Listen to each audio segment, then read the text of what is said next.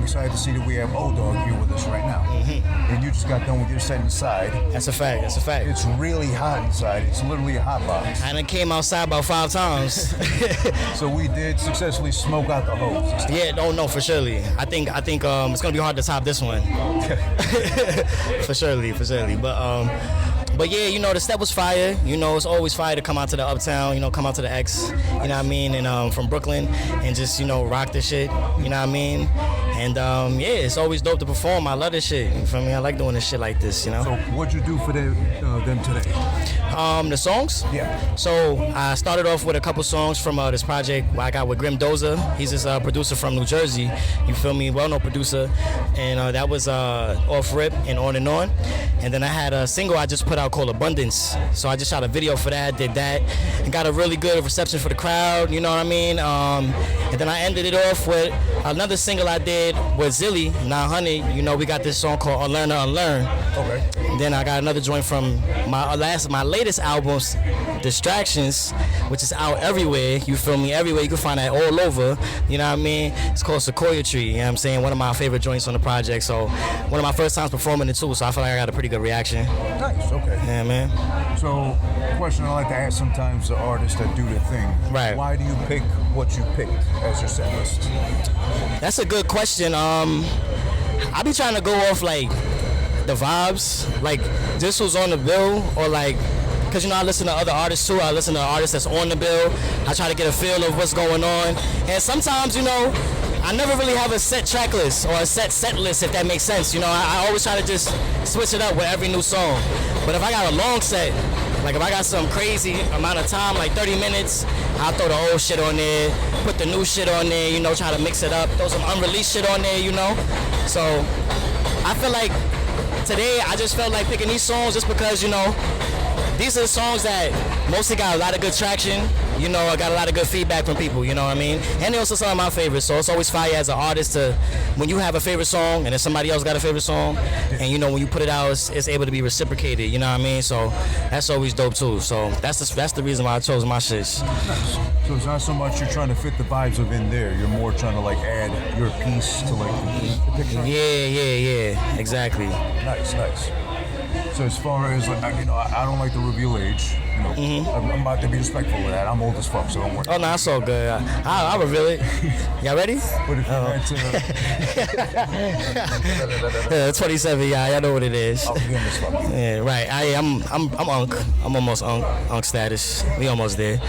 Yeah. But if you had to pick, let's say, an album or like even an era of hip hop or music that you identify with that maybe got you started in music, what would that be?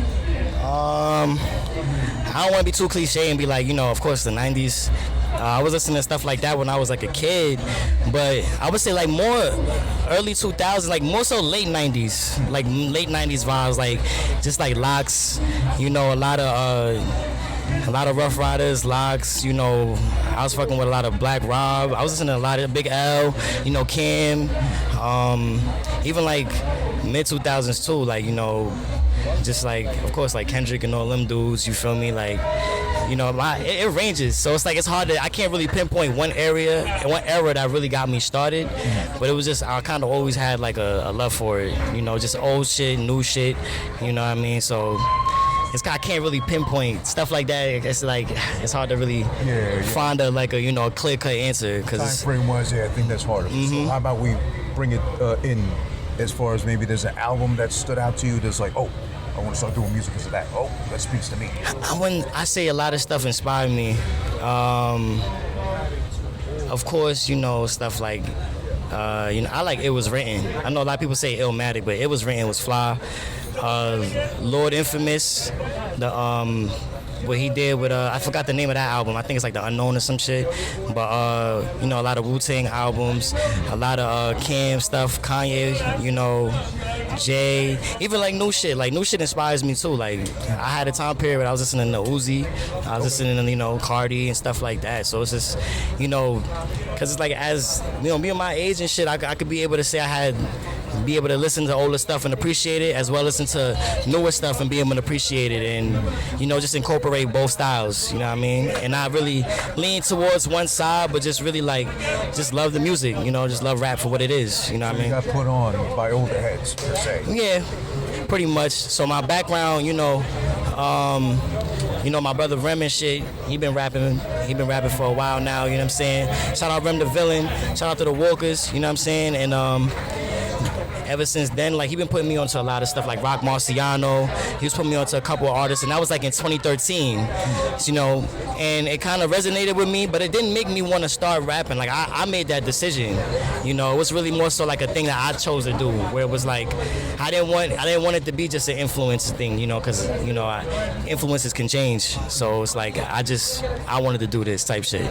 So yeah, just vast. It's really vast. I have a vast library of shit that I listen to, and I could pinpoint, because I really fuck with one album I could say that does inspire me would be To Pimp A Butterfly. When that came out, that was something inspiring to me. I had a loss in the family and shit, and that shit actually, that helped me out a lot. So you feel me? I could say stuff like that, but in terms of making music, I get inspired, but not influenced. And that's what it is, really. So did Pimp A Butterfly kind of come around the time of the passing of the person you mentioned to help you cope? Yeah, probably a month or two after that, and it kind of just, because everything I was listening to was just so it was fast paced. It just was a refreshing. That's one thing I took away from it though, is that it's refreshing. So I want to just do refreshing music, stuff that makes people be like, oh, this is a breath of fresh air. It's a little different from what everybody else is doing, and not even just barring it up, but just anything. You know what I mean? Being melodic, or rapping on 200 BPM beats and shit. You know what I mean? Whatever. So if it's fire, I'm gonna get on it, and that's what it is. So at your age, I'm gonna maybe ballpark, hopefully I'm right, as far as you maybe being a Kanye fan at a certain point in time. Right. Yeah, I was. I got his first album that summer 2004. I remember that. I copped College Dropout, and then I remember looking in the back of the pamphlet and then seeing late registration, and and it actually being hyped for that shit. You know what I'm saying? So when he came around, that was big. I was like, oh, I fuck with Kanye. Fab, at that time, that was lit. It was just a lot, I grew up, it's I kind of grew up with it, so it's kind of hard for me to really put into words what exactly time period, got me into it. It's I came out the womb really listening to rap and listening to this type of shit, you know what I mean? So when it comes down to your music and sounds, how long does it take you, let's say, to finish a song before you're happy with it, I'll put it out and move on to the next? It depends. If somebody plays me a beat, then I'm on it, and if I'm right into it, I could probably finish it depending on when I feel like ending it. I could finish it probably in within 30 minutes, 20 minutes, and then I'm on to the next joint. And then sometimes I hear beats where I'm like, all right, I gotta take this home and write to it, or other times I can hear a beat and just want to go off the head, and I'll just do it that way too. So I kind of attack it. It depends on the mood I'm in and what type of production is being played, for real. Y'all know what it is. Y'all can find me on Instagram at odawg.gr, Twitter, same thing with an underscore, DSPs, O Dawg, same thing everywhere. Follow the Going Rogue page. Y'all know what it is. Big walk, big motherfucking book.